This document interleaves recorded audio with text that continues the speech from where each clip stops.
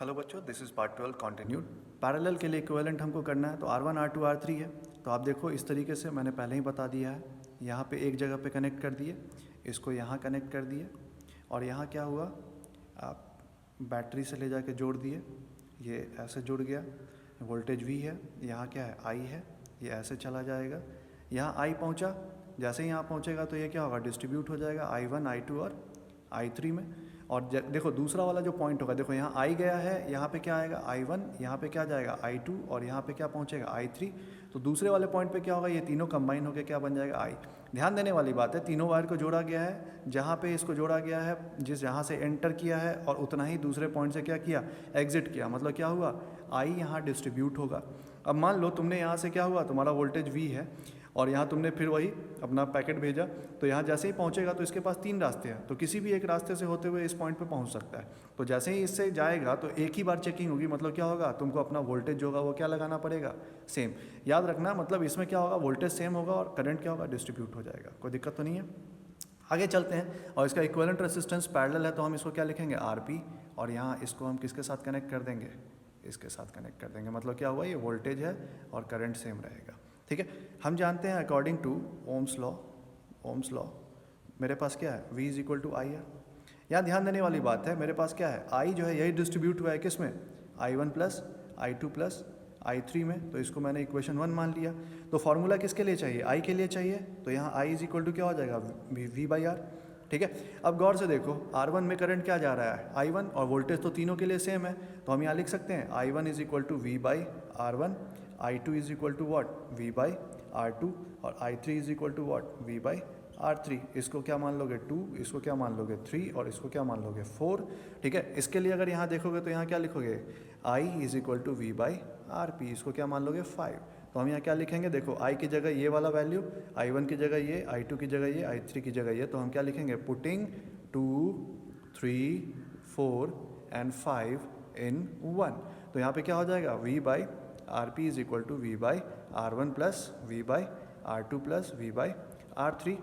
Voltage common लोगे, 1/R1 + 1/R2 + 1/R3, और ये क्या होगा, V/RP, V से V कट जाएगा और मेरे पास फाइनली आ जाएगा 1/RP = 1/R1 + 1/R2 + 1/R3।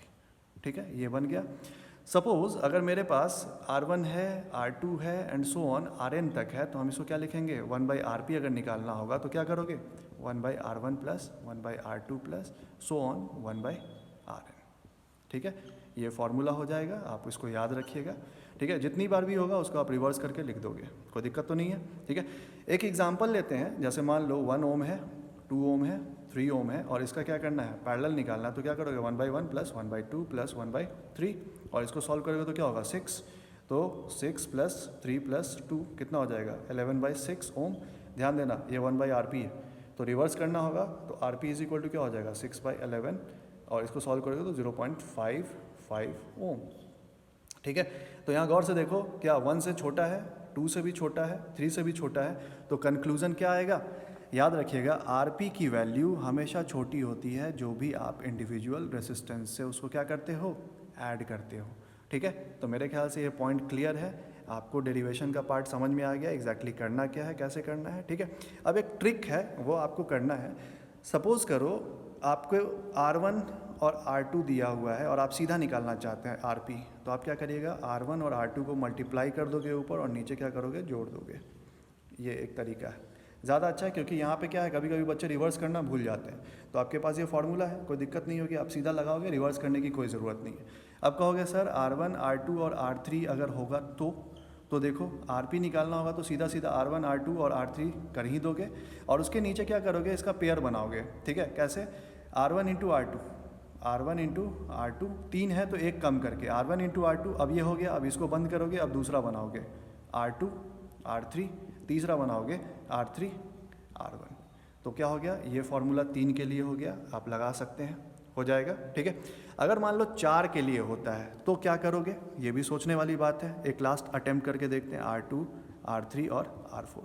तो RP क्या होगा, ऊपर कोई दिक्कत नहीं है, R2 R3 R4 सबको मल्टीप्लाई कर दो, और नीचे 4 है तो 3 का करोगे, R1 R2 R3, R1 R2 R3 plus ये हो गया, अगले में चले जाओ, R2 R3 R4 plus R3 R4 R1 plus क्या होगा R4 R1 प्लस लास्ट में क्या आएगा R4 R1 R2।